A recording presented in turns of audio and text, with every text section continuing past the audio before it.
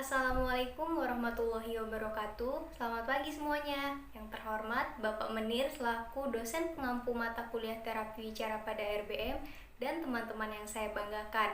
Pada kesempatan kali ini, kami dari kelompok 11 akan menyampaikan materi mengenai pengembangan masyarakat pada RBM. Berikut nama-nama anggota kelompok kami. Selanjutnya, pengertian RBM. RBM menurut Kementerian Sosial Republik Indonesia nomor 07, yaitu suatu upaya peningkatan kesejahteraan sosial penyandang disabilitas yang dilaksanakan secara utuh dan terpadu oleh unsur masyarakat desa atau kelurahan melalui pelatihan dan rujukan agar penyandang disabilitas dapat melaksanakan fungsi sosialnya secara optimal dalam masyarakat. Rehabilitasi merupakan suatu proses refungsional dan pengembangan yang memungkinkan penyandang disabilitas melaksanakan fungsi sosialnya dalam kehidupan masyarakat. Selanjutnya, ada tujuan dari RBM. Yang pertama, memungkinkan terciptanya kemandirian pada penyandang disabilitas, keluarga, dan masyarakat. RBM mengupayakan penyandang disabilitas bisa memiliki akses pelayanan khusus yang mereka butuhkan, serta mereka bisa ikut berpartisipasi dalam pengambilan keputusan yang bisa mempengaruhi mereka sendiri, keluarga, dan masyarakat. Yang kedua, meningkatkan pengetahuan dan keterlibatan masyarakat tentang disabilitas, sehingga masyarakat bisa menerima penyandang disabilitas sebagai bagian dari masyarakat yang memiliki hak dan pelayanan yang sama dalam segala bidang, contohnya pendidikan, kesehatan, dan sosial. Menurut Nano Wijaya, pengertian kader adalah orang atau kumpulan orang yang dibina oleh sesuatu lembaga kepengurusan dalam sebuah organisasi baik sipil maupun militer, yang berfungsi sebagai pemihak dan atau membantu tugas dan fungsi pokok organisasi tersebut.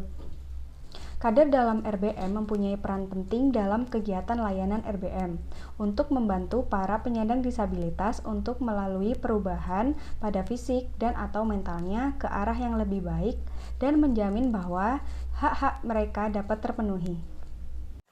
Selanjutnya, contoh peran kader RBM yaitu yang pertama, melakukan identifikasi kecacatan. Pendekatan ini dilakukan kepada orang tua, penyandang disabilitas, dan memanfaatkan tetangga sekitar untuk memberikan informasi mengenai penyandang disabilitas agar dapat diterima dengan baik seperti masyarakat yang lainnya. Yang kedua, yaitu memberikan pelatihan kepada penyandang disabilitas. Hal ini bertujuan untuk memulihkan kondisi fisik penyandang disabilitas secara perlahan sesuai dengan program RBM yang telah direncanakan. Yang ketiga, yaitu memberikan rujukan kepada penyandang disabilitas. Rujukan yang diberikan yaitu seperti rujukan ke rumah sakit, rujukan untuk bantuan pada penyandang disabilitas yang kurang mampu, serta rujukan ke sekolah-sekolah untuk anak penyandang disabilitas. Apa saja sih manfaat-manfaat RBM?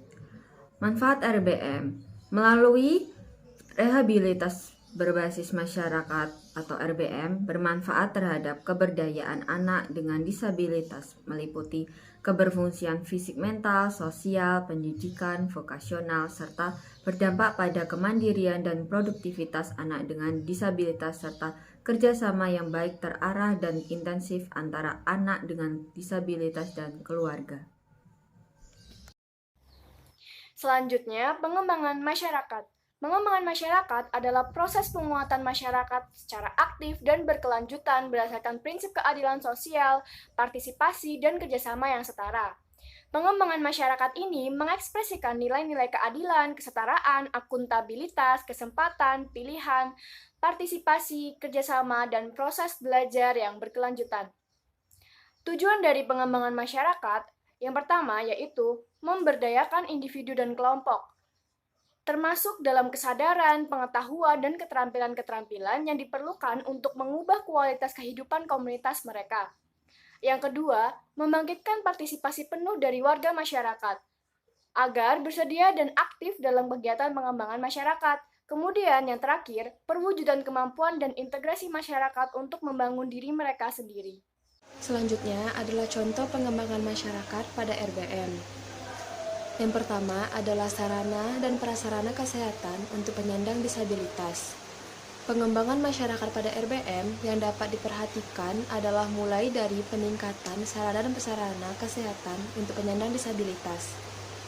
Pembangunan tersebut bisa dimulai dengan renovasi atau dibangunnya puskesmas dengan fasilitas penunjang yang memudahkan para penyandang disabilitas untuk menggunakan sarana yang memadai bersama tenaga medis profesional lainnya. Selanjutnya, promosi dan penyuluhan program kesehatan untuk para penyandang disabilitas. Memberikan informasi yang pada tingkatan lebih lanjut dapat memicu kesadaran masyarakat mengenai program atau gerakan yang tengah direncanakan oleh pemerintah. Kegiatan promosi yang berlangsung di tingkat masyarakat dapat menjadikan sebuah media efektif untuk mengumpulkan data dan informasi, kemudian dapat diolah, dianalisis, dan digunakan sebagai informasi penunjang untuk merancang perencanaan dan pelaksanaan berbagai macam program promosi kesehatan. Terima kasih dari kelompok kami, semoga materi yang kami sampaikan mudah dan dapat untuk dimengerti. Wabillahi taufiq wal hidayah. Wassalamualaikum warahmatullahi wabarakatuh.